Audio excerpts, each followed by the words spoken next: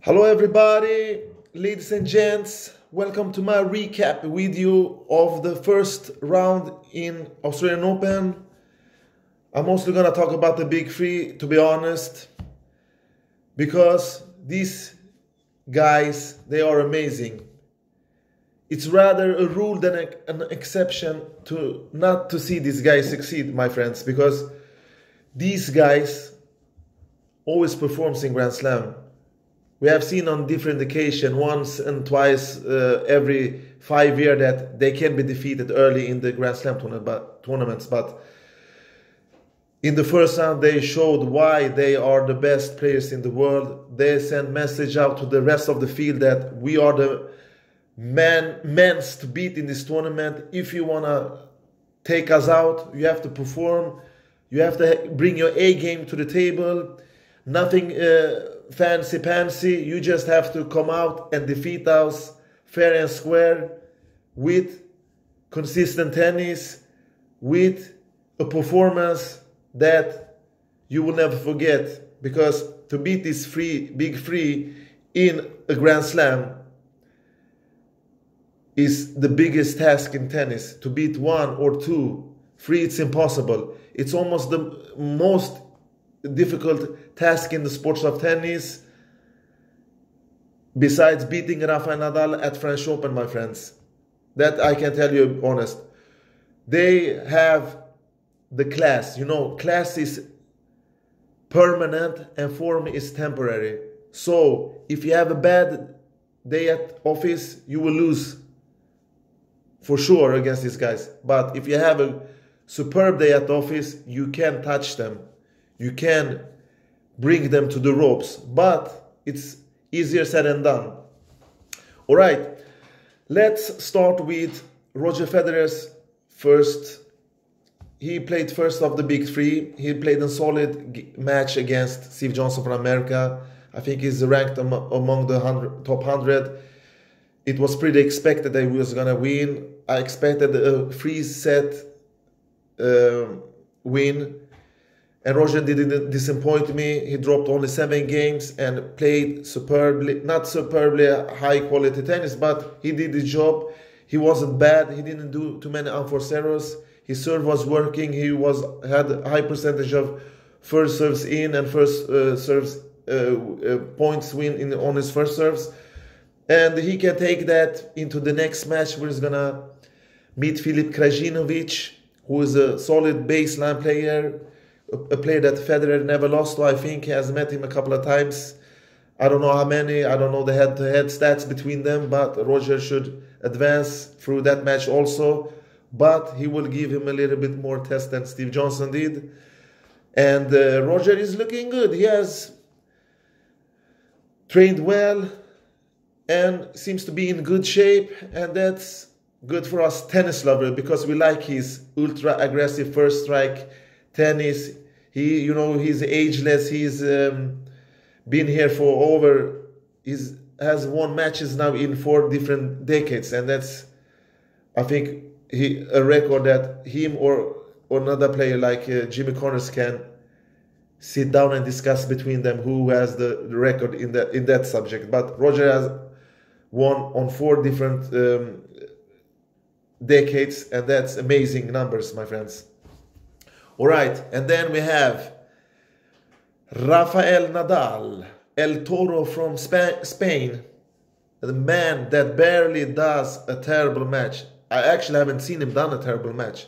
I've seen him being beaten by a huge striking force like Novak Djokovic and Federer, and I see him lost a couple of early rounds at Wimbledon. But those matches, they were superb matches by his opponent, to be honest. Like Stephen Darcy's, Nick Kyrgios, a match in Australian Open 4 years ago where he lost to Verdasco in 2016, I think, in the first round. They did great matches, but it's different because Federer and Djokovic are the only guys that challenge him for real on regular basis, in my opinion. So what did Nadal do in his first match, my friends? Like he always do. He ate his opponent for breakfast.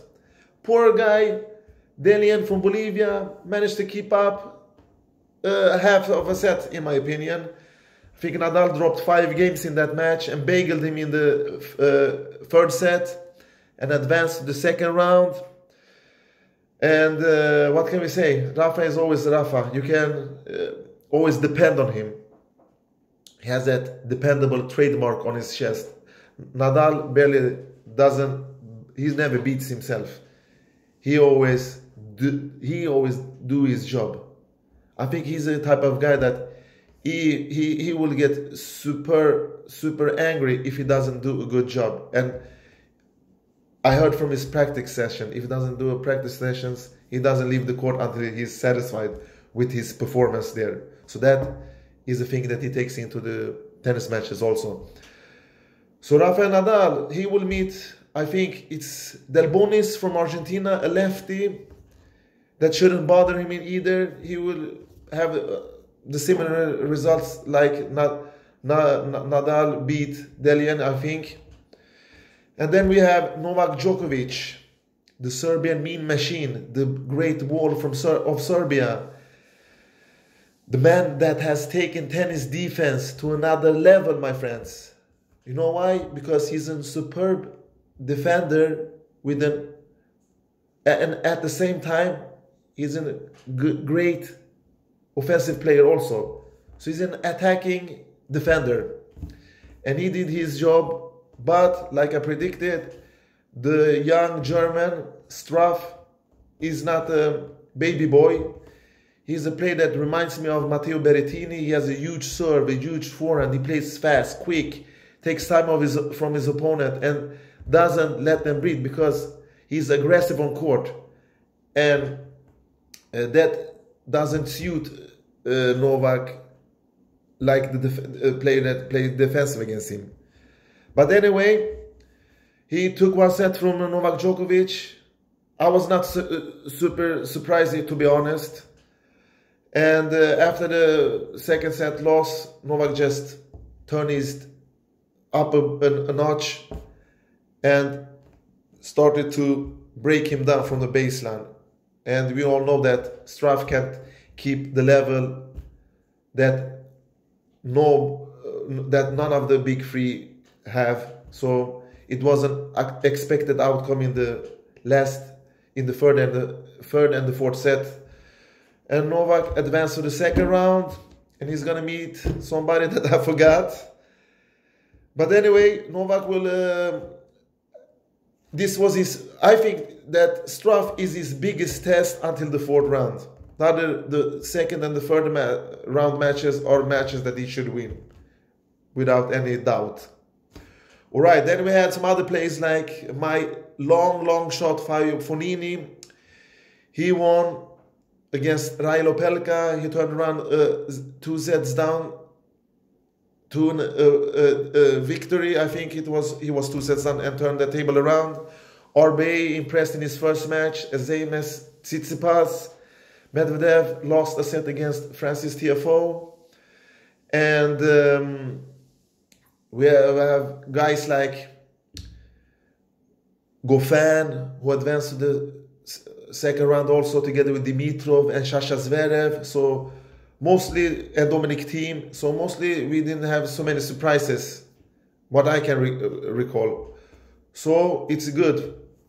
We will see some high octane tennis in the second round. And the important thing that this tournament is starting to getting heat.